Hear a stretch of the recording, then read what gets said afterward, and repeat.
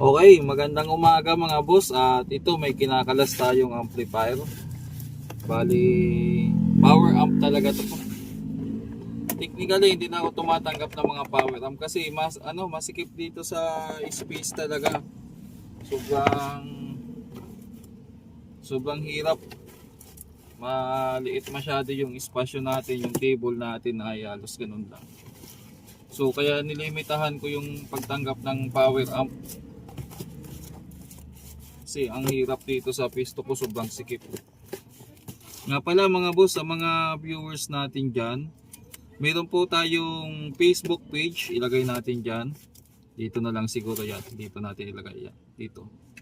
Yan, Basic Bob, yung Facebook page. Kung o-order kayo ng heavy duty microphone na symbol natin. Tapos sa mga magpapagawa, nabahing pa ako. Sa mga magpapagawa, pwede nyo rin akong i-PM dyan. Meron pa tayo isang page, Buhay Technician naman. Open din yon. Tapos yung iba nating YouTube channel, bukod dito sa Basic Bob, meron tayong Basic Bob Reacts. Tapos yung Bob Review and DIY, formerly Basic Bob 2. Tapos yung personal account natin o pang personal natin na YouTube channel na madalang ko lang ma-uploadan, yung Mas Batinyo in Marikina. Yan, pa-support na lang mga boss. Meron na siyang 67 subscriber ngayon. So sana makaabot ng 100. Yan, so simulan ko na to, kakalasin na natin. Sa mga viewers pala, shoutout na lang sa inyong lahat.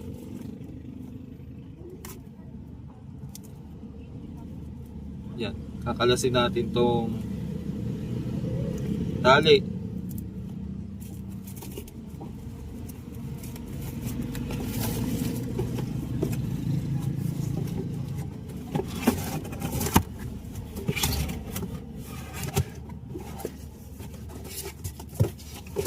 Ang haba ng ano na to.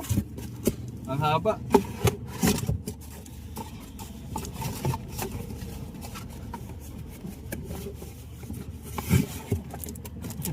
Alanganin.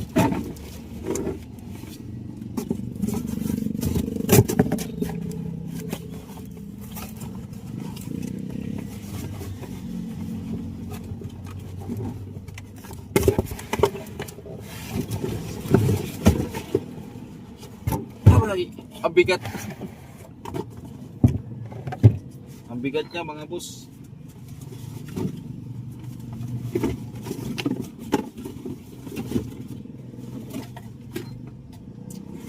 Ay, kalat dito sa shop. So may nakasulat siya.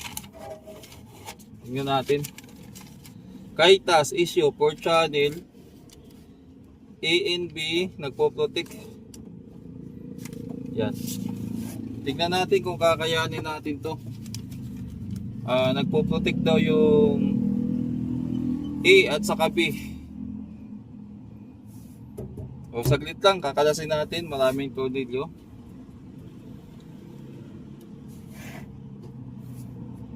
Balikan ko kayo mga boss. So ito na yung laman. So bali 4 channels pala to. Napasubo na naman ako. Tumanggap ako ng ganito na hindi ko naman ito masyado kabisado mga boss sa mga ganitong power amp.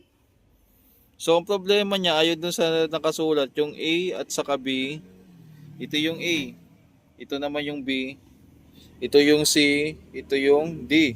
So 4 channels siya. Bali ito daw ang A at saka B ang nagpo-protect. Tingnan natin yung wirings. So ito yung wirings niya, galing dito pupunta dito. Tapos sa kabila naman yun. So di ibig sabihin itong channel na to ang may problema. Ngayon, titesting natin. Kaya lang medyo maliit nga yung sinasabi ko, maliit yung table ko. Tingnan nyo. Oh.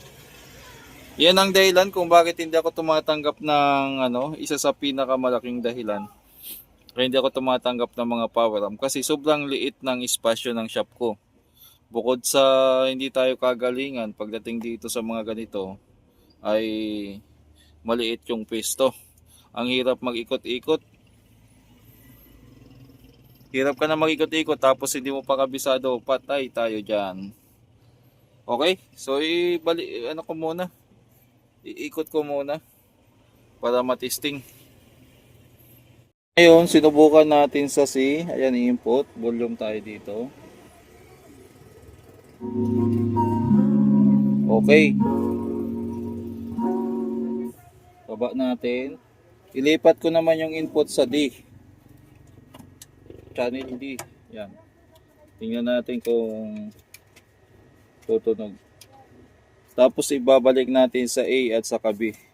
Volume tayo.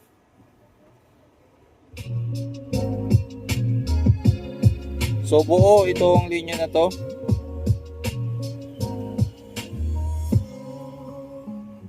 Baba ang volume. Tanggal tayo ng input. Lipat tayo sa saan to? Sa B. Sa B. Tapos lipat natin yung speaker din. Yan. B. Umiilaw yung ano niya. Ayan o, nagkukulay green. Umiilaw dito. Kaya lang, kumbaga gumagana yung signal niya, naglalaro, pero walang sounds. Lipat naman natin ngayon sa baka ano, ganun din. Lipat natin yung speaker.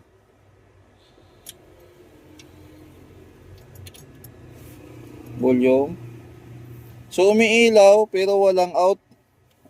May ano siya, may signal siya. Tingnan natin ha.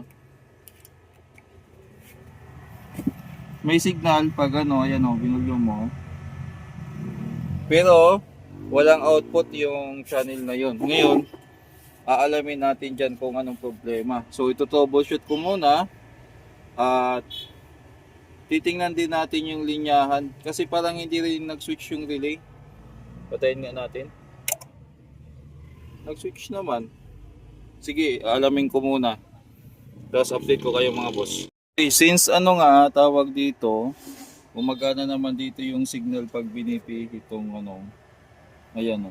Sinubukan nating i-check dito yung pinaka-input niya. Kung may audio. Ayan, nag-inject tayo dito. Ayan, may sound siya. Ito. Andito sa gilid yung audio tracer natin. Kabilaan yan gumagana. Tapos, kiniko din yung supply niya dito na 15. Yan, 15. Pero ang problema nitong dalawang to ay tawag dito, hindi gumagana yung relay. Check nga natin kung may DC out. Wala namang DC out. Ang ano pala dito design ay collector ang ano, naka-ground yung collector. So wala naman siyang DC out na masusukat dito. Ay meron. Meron ba? Wala naman o. Sa kabila. Pero hindi gumagana yung relay. Yun ang ano. Yun ang palaisipan pa sa atin. Update dito sa ano, sa amplifier. So kinalas ko na sa heatsink. Chinik ko yung mga pyesa dyan, wala akong nakitang problema. Kaya hindi tumutunog tong A at saka B dahil yung relay hindi gumagana. So, ang design pala nito mga boss ay negative, collector ay ground. Yan, sa mga amplifier expert dyan ay nakalimutan ko tawag dito sa ano, sa collector ang ground at saka ano, tawag dito. Tapos yung ano naman niya, yung mga emitter naman niya ay supply. So ano na lang ako, paki-correct na lang ako mga boss at medyo nalilito din ako dito. Di, sa mga design to ng ano, nakagawa ko ng ganito sa mga phonic na design, okay? So problema nito, ayaw gumana ng relay kasi tawag dito, walang supply. Pinagkumpara ko dito saka dito, walang supply itong ano niya, Tika lang, ilagay natin dito sa camera o sa ano. Kita pa? Tapos andito yung sister natin. Paano ba to?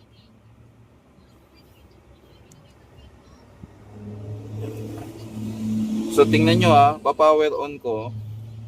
Ito mismo yung terminal ng relay. So pag pinower on natin yan, wala tayong masusukat na yan, 0 volts dyan.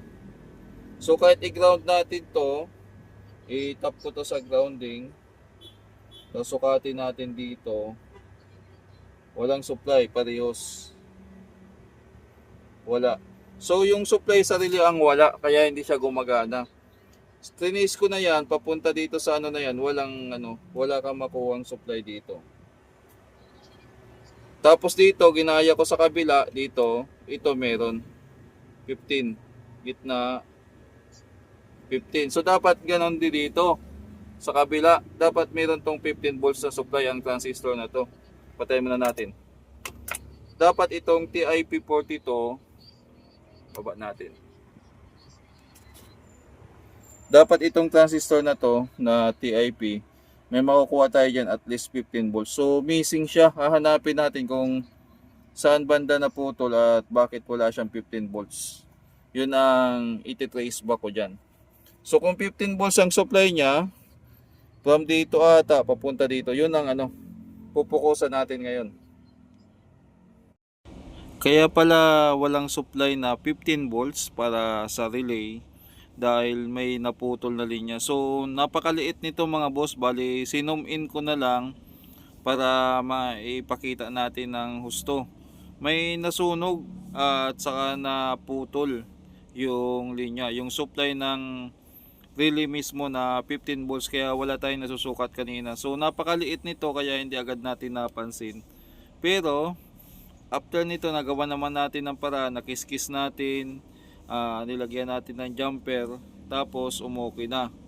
Kaya forward na tayo sa next clip. Ito mga boss, andito yung problema sa dito. Ayan, naayos na natin. Naikabit ko na bago ko natanggal uli yung ayan yung doon sa ilalim. Hindi ko lang na videohan. Ayan. So gumagana na. Yan. Yung channel A. So subukan natin yung channel B. Ilipat muna natin yung speaker. Ayan. Tapos syempre ililipat din natin tong input niya. Ayan, okay. Tapos volume tayo dito. Ayan, okay na. So anong nangyari dito, nawala yung supply ng relay kaya hindi na siya gumana. Kumbaga nag-protect siya.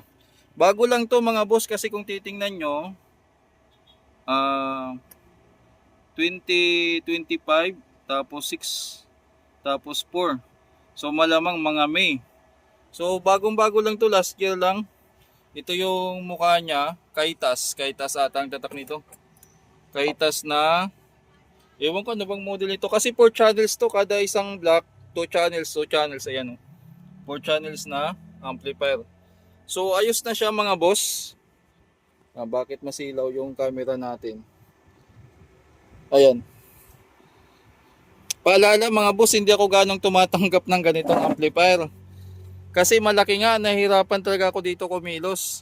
Nataon lang na nung sinend sa akin ang picture ng may-ari, akala ko maliit lang. Hindi kayang maka-accommodate ng ganitong amplifier dito sa shop. Kaya hindi tayo tumatanggap. Pero ito, natsambahan natin. Buti mahirap hanapin ng sira pero hindi naman ganun ka lala. Yun, okay na. Maraming salamat mga boss.